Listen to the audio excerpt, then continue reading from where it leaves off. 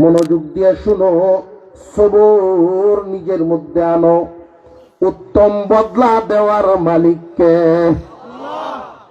আমি আপনি হিসাব দিলাইম, তুমি তোমার হিসাব দিলে দেখবা না খুব সুন্দরী বাচ্চা যেটি হইব সব সুন্দর হইব, বিয়া দিলে আমার পয়সা লাগতো না, হিসাব কতটা মিলাইব। শ্বশুর ধনী মানুষ, মেসা বলতের কথায় আমি ফিরতাম না। বাবা রে, তুমি সব প্লাস দিক দেখিয়া ভালো দিক দেখিয়া যদি এই আকাম করো, এই ভালো দিকগুলো তোমার জন্য মন্দ হইতে বেশি সময় লাগবে না। যদি সবর করতে পারো বান্দা, যেই অন্তর সবরের রং দিয়া রঙায় বান্দা, এই অন্তরকে শান্তি দিয়া ভরপুর করেন আল্লাহ। যেই অন্তরকে সবর দিয়া রঙায় বান্দায়, এই অন্তরকে শান্তি দিয়া ভরপুর করেন কে? আরো জোরে কন আল্লাহ। 2 নম্বর নিয়ামত, উলাইকা আলাইহিম সালাওয়াতুম মির রাব্বিহিম ওয়া রাহমাহ। 2 নম্বরে রহম হবে। রহমতের 1 নম্বর অর্থই হলো ঈমানের পূর্ণতা। রহমতের 1 নম্বর অর্থ ঈমানের পূর্ণতা। আমরা মনে করি কেউ যদি দুঃখে কষ্টে চলতো, সিরা কাপড় কিনতো, আগে কষ্ট করে হাওড়ো কাজ কাম করত, ছেলে ইউরোপ যাওয়ার কারণে এখন লালে লাল বাবা সাজালাল। আমরা গল্প করি যে আল্লাহ এর উপরে সাউলি করছে রে, আল্লাহর রহমত। রহমতের অর্থ ধন সম্পদ হালাল মাল, রহমতের একটা অর্থ ঠিক আছে, কিন্তু অনেক পরে এই অর্থ। 1 নম্বর ঈমানের পূর্ণতা। 7 রাজ্যের মালিকও যদি হয় আর ঈমান না থাকে, লোকটা কি রহমত পাইল না গাদার বোঝা বইল? কথা বুঝে আসতেছে আপনাদের? দুনিয়ার মাল হিসাব নিকাশ করলো, ওই যে আওয়ার সময় যেমনি ইসলাম, যাওয়ার সময় তো এমনি যাইব। মাঝখানে শুধু মালের হুজা বইলাম আর গনলাম, হিসাব নিকাশ করলাম, গাদার হুজা বইলাম, আসল মামলত নাই। এই জন্য রহমতের 1 নম্বর অর্থ কি? দৌলত না ঈমান? ঈমানের পরিপূর্ণতা হইল রহমতের 1 নম্বর অর্থ। আমরা যদি কেউ কাউকে দুনিয়াতে সফল বিফল বিচার করতে চাই, তাহলে আগে চিন্তা ভাবনা ধ্যান ধারণাকে দিনের আলোকে সাজাইতে হবে, নইলে রঙিন চশমা দিয়া দেখব না। আগে দিনের আলোকে মগজকে সাজাইতে হবে, কোনটা সঠিক কোনটা বেঠিক এটা আগে বুঝতে হবে। দৌলতের দাম বেশি না ঈমানের দাম? জান্নাতি হুরেরা 3 পিস পরিধান করবে জান্নাতে, পায়জামা কামিজ ওড়না, একটা ওড়নার দাম জান্নাতি, একটা ওড়নার দাম তামাম পৃথিবী বেচলেও হবে না। ঈমান পরিপূর্ণতা। 2 নম্বর আমল পরিপূর্ণতা।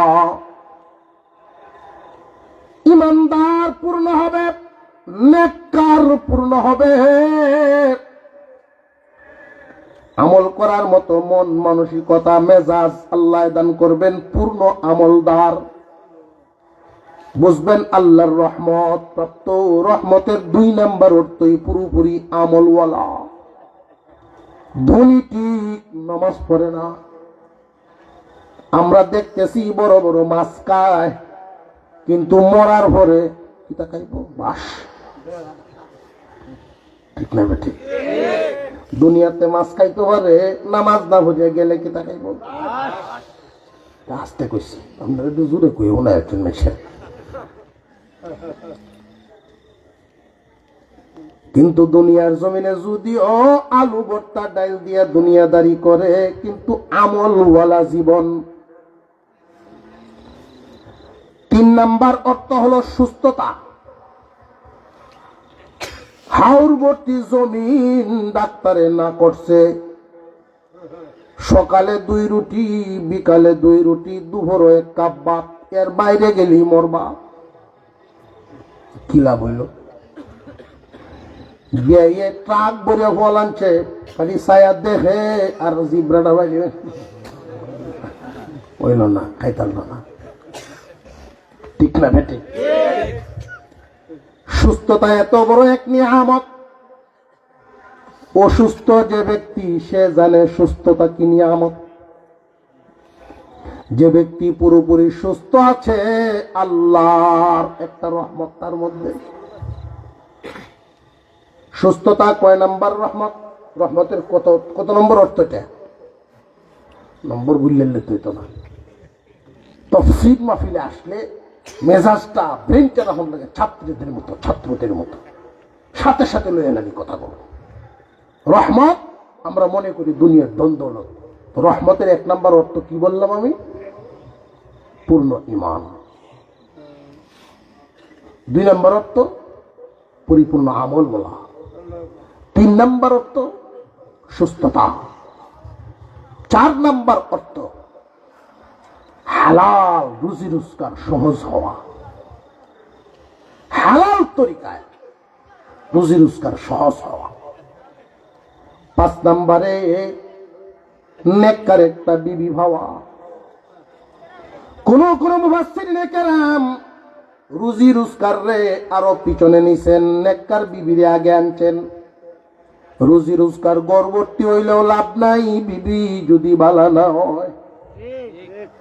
6 তলা বাড়ির মালিক শুক্রবারে জুম্মার দিন মুসাফা করে আর দোয়া চায়, হুজুর একটু দোয়া করুন। যে কি ব্যাপার, বাড়ি তো 2টে শুনছি, আর কি দোয়া?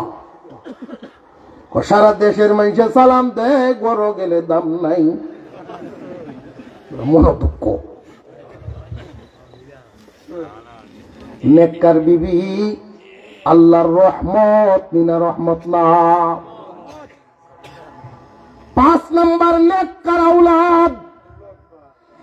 নেক আওলাদ আল্লাহর রহমতের এক অর্থ। আওলাদ যদি নেককার হয়, আপনি মারা গেলেও এই নেক আওলাদের সওয়াব আপনি পাবেন। মুহতারাম হাজিরিন, হালাল মালে আল্লাহ সবাইরে ধনী বানান না। বেশিরভাগ ধনী দেখবেন হারাম মালে আঙুল হুল্লে কলা গাছ। হালাল মালে ধনী হওয়া খুব কম। আল্লাহ মাঝে মাঝে বান্দারে হালাল মাল দিয়ে ধনী বানান, এটা রহমতের 6 নাম্বার অর্থ। 50,000 টাকা কের রাখছেন জমিন, এখন এর মাঝখান দিয়ে মেইন রোড গেছি, 10 কের রাখছিল, 20 লাখ 5 লাখ দিয়ে 10 কের, এখন শতাংশ হয়েছে 5 লাখ। ধনী হয়েছে নি? হারাম মালে না হালাল? হালাল মালে আল্লাহ ধনী বানাইছেন, এটা রহমতের 6 নাম্বার অর্থ। তবে হালাল মালে যে আল্লাহ ধনী বানাইছেন, ঘুমায়া তাই কোনা হুশ রাইকো। আল মালু ওয়াল বানুনা জিনাতুল হায়াতিদ দুনিয়া। মাল এবং আওলাদ দুনিয়ার সৌন্দর্য। আরেক আয়াতের মধ্যে আল্লাহ বলেন, এই সৌন্দর্য কেন দিলাম জাননি? ওয়ালামু, জেনে করে তোমরা, আন্নামা আমওয়ালুকুম ওয়া আওলাদুকুম ফিতনা। মাল এবং আওলাদ দুনিয়ার ফিতনা। এখানে ফিতনা বলতে মুসিবত বুঝান নাই, ফিতনা বলতে পরীক্ষা। মাল আওলাদ দিয়ে তোমাকে পরীক্ষা করা হয়। বান্দার কাছ থেকে মাঝে মাঝে নিয়া পরীক্ষা করেন, বান্দাকে দিয়েও পরীক্ষা করেন। কেউরে আল্লাহ দ্বন্দ্ব দেন, সম্পদের ক্ষমতা, কেউরে আল্লাহ লাঠির ক্ষমতা দেন। দেখবেন হাওর বড় জমি 1 ফুট, তাও আবার এটারে ভাড়াইছে কানাডা পর্ত, বাড়িতে নাই কেউ, বাজারের ব্যাগ রিক্সা করে আনে বাড়ি। আর আরেক বেটা 1 শতক জায়গা ওরও নাই, ওটার বউ 3টা, 3 বর করতো 3টা 4 বলে ফুলা হয়ে আমরা 12 ভূতের বাপ আল্লাহ দিক দিয়ে দিছে তারে। এখন আল্লাহর এই নিয়ামত ফায়া যদি বাজারো আট মেলায় আটে, আর যদি বোঝে চিনস এই গাছের তলে বয়ে জাগান যা খায়, আমি আর বাপ চিনস আমারে তুই ভোতরে বেরিয়ে। বর্তমান সময়ে সন্ত্রাসের আত্মীয় স্বজন, সন্ত্রাসের পিতা ফখর করে তার সন্তানকে নিয়ে। এমন নজির আছে না নাই? যে যত বেশি মামলা খায়, সন্ত্রাসী করে, জুলুম করে, তার বাবা মানুষকে পরিচয় দিতে গিয়ে বুক ফুলায় পরিচয় দেয়, আমি অমুকের বাপ। তবে এটা আল্লাহর পক্ষ থেকে দেওয়া রহমত না, এটা তার জন্য এক ধরনের গজব। আমি আপনাদের সকলের কাছে দোয়া চাই, আপনাদের জন্য দোয়া করি, বিশেষ করে মাদ্রাসার কামিয়াবির জন্য। 18তম মাহফিল তো হিফজখানা নাকি কিতাবখানা দুটোটাই আছে। 30 পারা কোরআন এখানে পড়ানো হয়। আপনারা এখানে যারা আছেন, আমি আপনাদের সকলকে হয়তো কাছের গ্রামের আত্মীয় স্বজন